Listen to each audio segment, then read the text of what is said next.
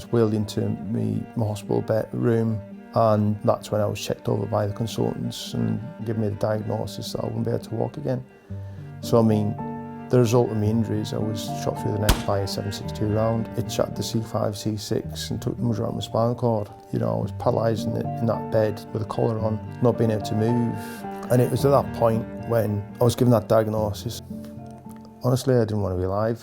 From a soldier's aspect, it was just soul-destroying really, because I felt everything had been taken away from me, and that's when I told my wife to go away and make a new life for herself, because I didn't want to be a hindrance.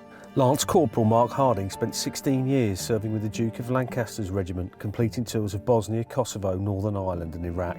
But it was in Afghanistan when his life changed forever. While on a foot patrol in May 2010, he was shot by a Taliban sniper, the bullet shattering part of his spinal column and causing catastrophic injury. Such was the damage done, doctors told Mark he'd never be able to walk again. Desperate to prove those doctors wrong, he underwent a gruelling rehabilitation process and defied the odds to get back on his feet. Since taking those first steps, he's gone on to dedicate much of his life to raising money for military charities by taking on record-breaking walking challenges.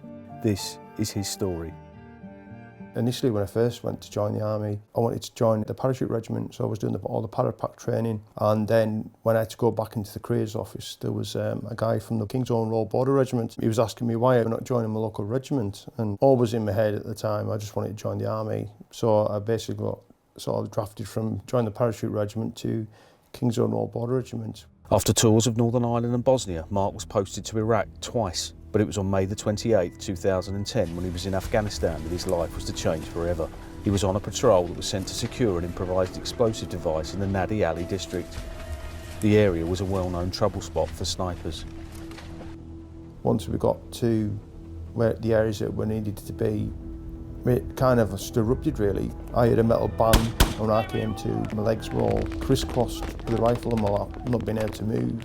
And then that's when one of the guys had marked, I think he'd been shot, and then the whole left-hand side of my body arm was just leaking out. It's just like dark burgundy red. I can remember being on the platoon base floor and hearing the merts come in. I can always remember one voice particularly saying, "Mark, where's it hurt?" And it's just everywhere, just up the pain. Mark was flown to Selly Oak Hospital in Birmingham, where he was initially kept in an induced coma. Once stable, he was airlifted to the James Cook University Hospital in Middlesbrough. It was there that consultants told him he'd never walk again. But things were about to get even worse for Mark when he was told about the death of his two close friends and fellow soldiers, Rocco and Taggy. That's when the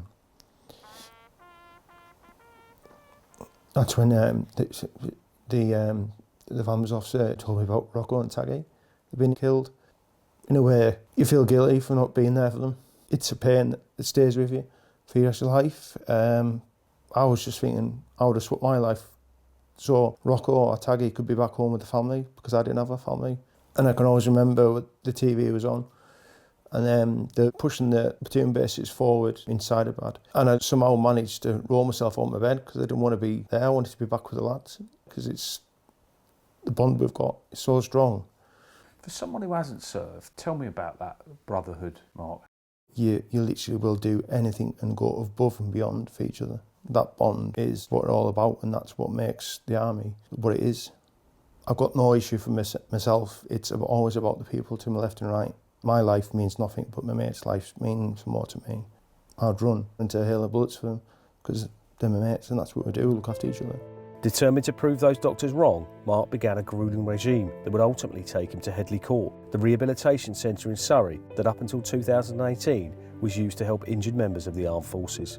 These doctors that gave us this diagnosis didn't know who I was and didn't know what I was capable of doing. So at that point, I became so relentless in my rehab to prove these people wrong.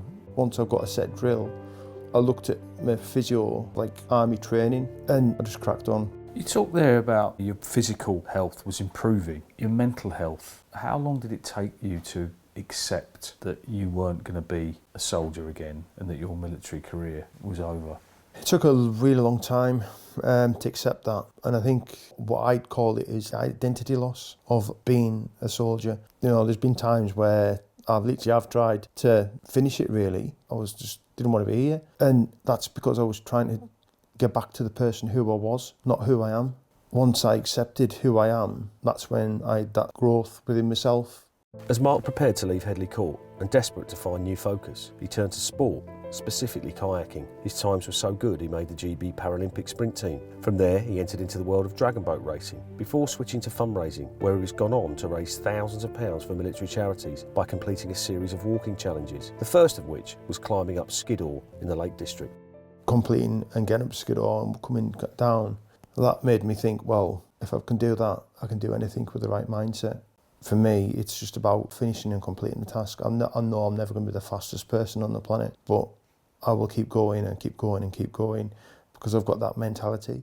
When the Queen passed away in September 2022, Mark decided to recognise the occasion by walking on his crutches to London. Once it was completed, he chose his next venture, to walk from John O'Groats to Land's End, a distance of 1,000 miles. In completing it, he set a record as the first and only disabled person to walk the entire length of the UK. But that wasn't Mark's motivation. He did it to raise money for Scotty's Little Soldiers.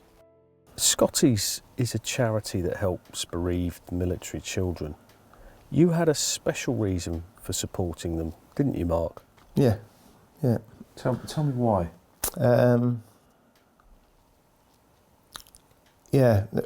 All my mates, they've got kids, so with my injury, I can't have kids. So this is my way of looking after them. So you raised in excess of 36 grand for Scotty's. Yeah. How did that make you feel, knowing how crucial that money is? I always think about how it's going to help the children and the families get through the pain that they're going through. So for me, it's just awesome. Mark continued to raise money for Scotty's in 2024 when he walked the 650 miles from his home in Carlisle to Arnhem in Holland to mark the 80th anniversary of Operation Market Garden.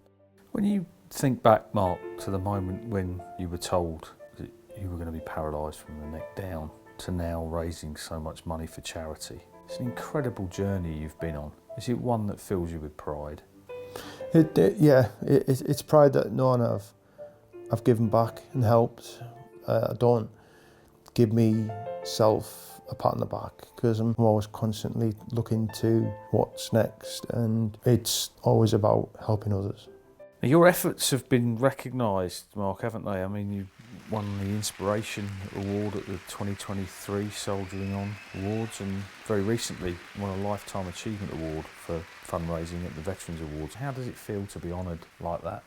It's quite humbling, really, because there's so many people there. It's done amazing things within the veterans community, and then when they called out my name for Lifetime Achievement, I still honestly don't believe it, really, because it's never about awards for me. It's just about helping people. Do you consider yourself a hero, Mark? No. The heroes aren't here anymore. My mates, they're heroes for what they've done. I'm just a guy that goes out, puts his day sack on, walks with his crutches to complete things. Among the charities you've raised money for, Scotty's is one and Walking with the Wounded is another. Both of those charities have had significant support from the Veterans Foundation. How important is the Veterans Foundation to the military community, do you think, Mark? The Veterans Foundation, it's very important. With that money, it's helped so many families. It can change and affect so many lives for the better. I can't thank the Veterans Foundation enough for what they're doing, because it's just such good work. And the Veterans Foundation, Mark, it raises the lion's share of its money through the Veterans Lottery. And that's people who pay £10 a month to help veterans like you. What would your message be to those players? Keep on supporting the Veterans Foundation because it helps such a broad spectrum of people. So please just play the Veterans Lottery because it's an amazing chance to help and support the community. If you want to support veterans like me and charities like Scotty's Little Soldiers, please play the Veterans Lottery.